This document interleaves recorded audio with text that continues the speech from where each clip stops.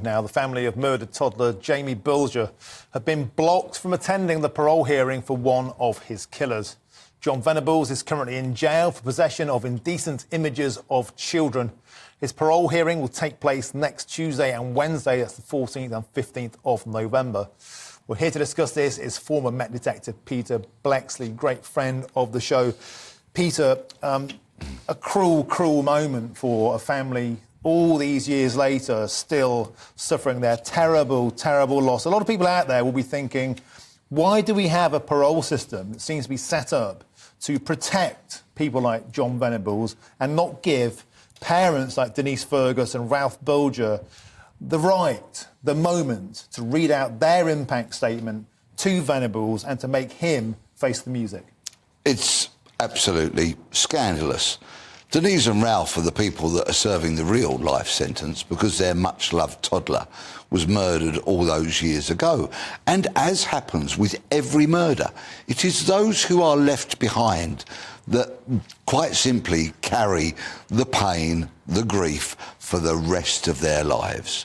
And Venables, of course, has proven not only was he a child murderer, but he's a convicted paedophile, convicted in a court of law of possessing indecent images of children. And of course, every indecent image leaves a victim somewhere. The fact that this parole board hearing now is going to be held in private is deeply hurtful and insulting, I would imagine, to Jamie's parents. It's also scandalous on behalf of the great British public who have the right to see it, scrutinise it and make their own minds up. Yeah, you know, we spoke to Philip Taylor, a barrister, earlier on, and he sets out the legal framework is that you can apply to go to a parole hearing, but legally they can knock you back. You don't have the fully endorsed copper-bottom legal right to be able to get in there, even in a case as serious as this, with an impact as severe in this. Do you think the law's an ass? Does that need to change? Undoubtedly. And of course, there's a huge public interest in this case, understandably so. But one of the reasons that has been put forward, one of the mealy-mouthed, weak and unjustifiable decisions that's been put forward to holding this in private is because of a risk to John Venables' mental health. It's absolutely ludicrous. I believe in open justice. I'm sure that many, many millions of other people do. This is not open justice. It's astonishing. It's astonishing to even hear that we have a system set up to protect the mental health of a convicted murderer and a convicted pedophile. Moving on to the importance of the moment, the closure of reading out that statement as a victim of crime, from your extensive career in law and order. How vital is that for closure, for conclusion, and just the sheer right to make that person listen to how they've impacted your life forever?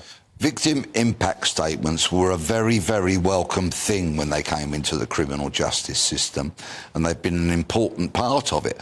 Of course, with a case like Venables, each and every time he has a parole board hearing, and let's remember, the parole board have got it fundamentally wrong with Venables in the past, released him only for him to re-offend and then be put back behind bars. But of course, lives change in between, in the years in between. So a fresh impact statement should be taken, should be read out. And of course, Jamie Bulger's parents should be allowed to do that in person and look into the eyes of the boy, as was the man who is now, who was responsible for killing their toddler. Ralph Bulger has said the possibility of Venables' release is a daily nightmare for him and the mother, Denise. He can't be released. Surely he can't be released, can he? But the parole boards, they can do strange things. The parole board in recent years released Colin Pitchfork, of course, a man who raped and murdered 2 teenagers on separate occasions, a monster who clearly should never be allowed to walk the streets of Britain again. but they did. And of course, what happened on that occasion? Within a few short days of his release, he was seen loitering around a school, and so he went back to prison. They've got it wrong with Venables once.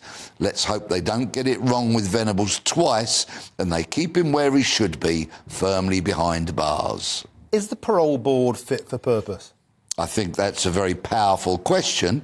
We do see repeated errors, and I think we need to look at the people that make up the parole board.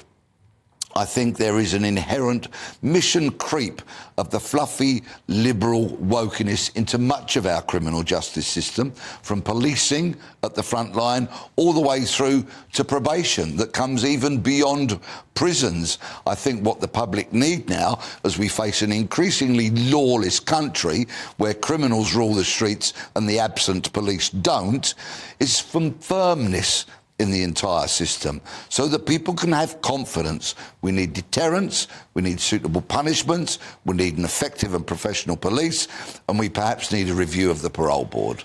Peter, we saw yesterday in the King's speech, it's going to be enshrined in law. For example, murderers like Lucy Letby will have to go into the dock, will have to hear the moment, will have to face the music. Do you think it's time for similar with parole hearings? Should it be enshrined in law that people like Denise Fergus and Ralph Bulger legally, beg your pardon, they get that moment? Yes, undoubtedly. I think that is absolutely right. But just on that note, unfortunately, I'm going to bring a bit of gloom to the proceedings about the announcement yesterday, which means that people who are convicted of murder will, if the judge decrees, have to be brought into the court to hear their sentencing, victim impact statements and the like.